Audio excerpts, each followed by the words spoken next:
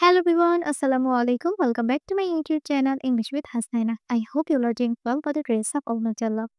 আজকের ভিডিওতে আমরা খুবই গুরুত্বপূর্ণ টপিক নিয়ে আলোচনা করব। সেটা হচ্ছে স্পোকেন ইংলিশের যেগুলো আমাদের একদম না জানলেই নয় সেরকম সেন্টেন্স নিয়ে আজকে আমরা আলোচনা করব।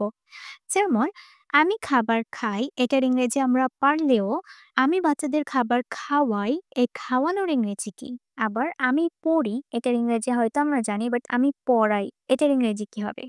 আমি বলি এটার ইংরেজি আমরা কম বেশি সবাই পারি বাট আমি অন্য কাউকে দিয়ে কোনো কিছু বলাই এটার ইংরেজি কি হবে? আজকের ক্লাসে আমরা সেটাই শিখব। ভিডিওটা একদম শুরু থেকে শেষ পর্যন্ত দেখার চেষ্টা করবেন। অনেকগুলো সেন্টেন্স নতুন নতুন সেন্টেন্স আমরা শিখতে পারবো। চলো ভিডিওটা স্টার্ট করি।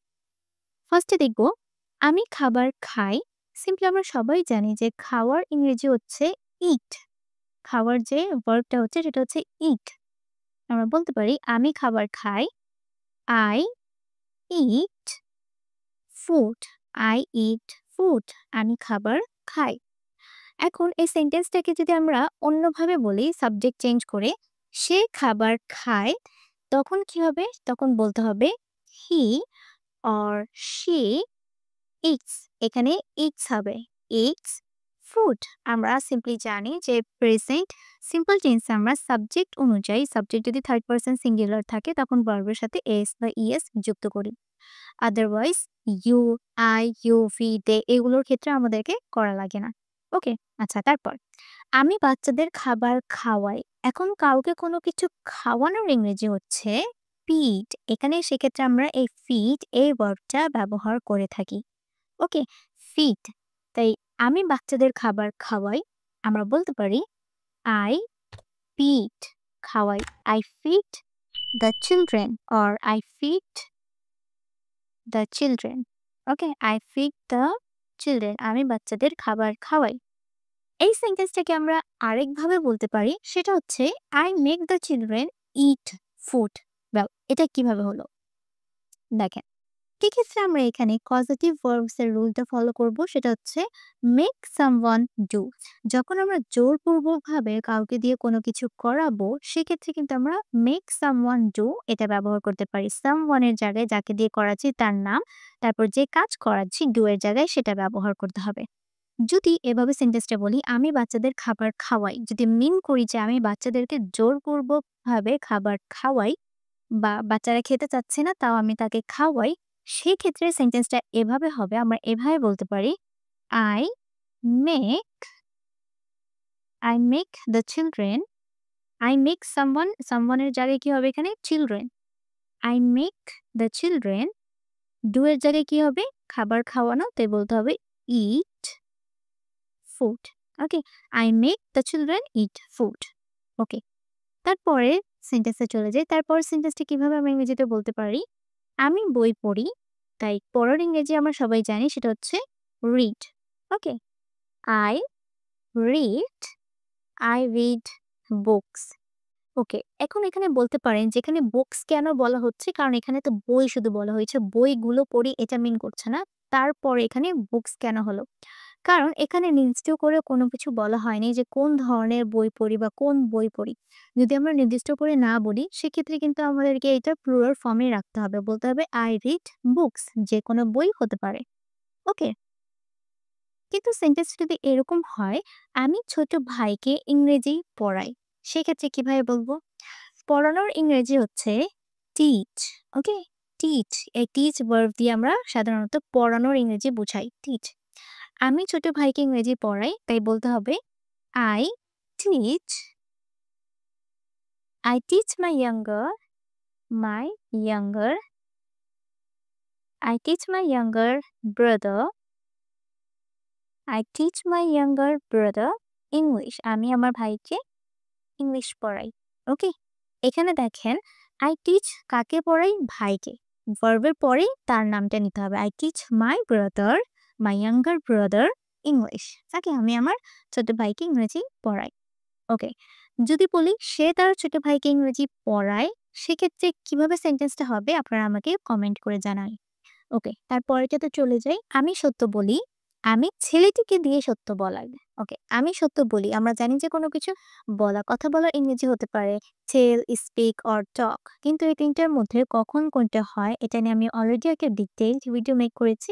লিঙ্কটা আমি ডেসক্রিপশন বক্সে দিয়ে দিব। সেখান থেকে কালেক্ট করে আপনারা দেখে নিবেন।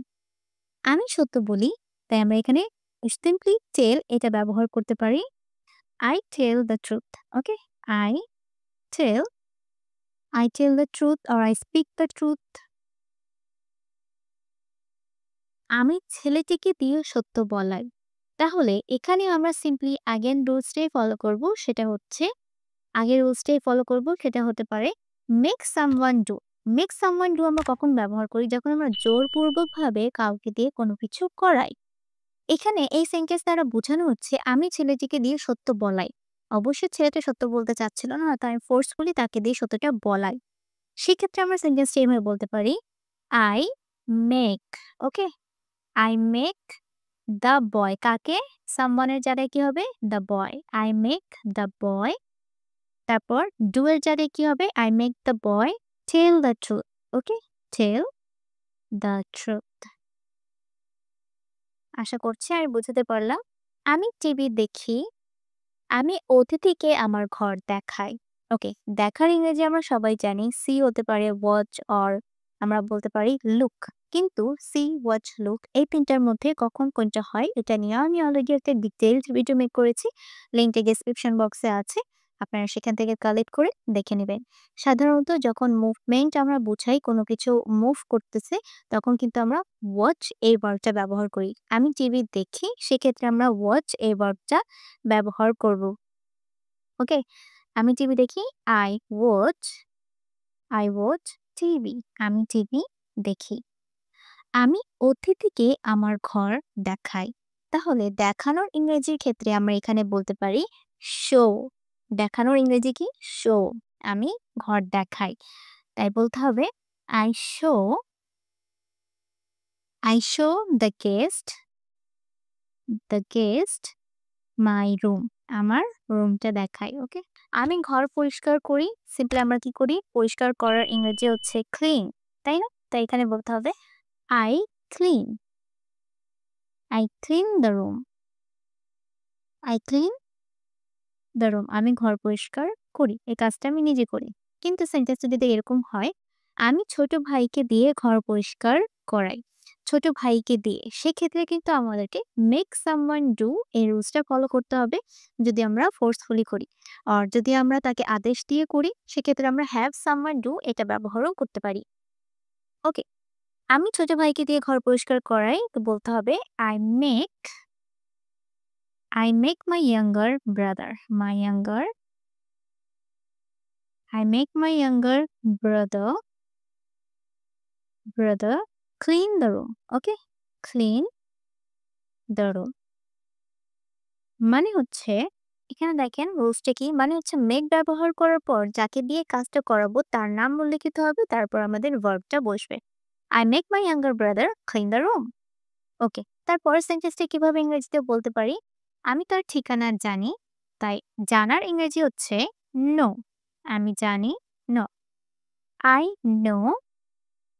I know his address। আমি তার ঠিকানা জানি। কিন্তু সেন্টেন্সটা যদি এরকম বলি, আমি তাকে তার পরীক্ষার ফলাফল জানাই।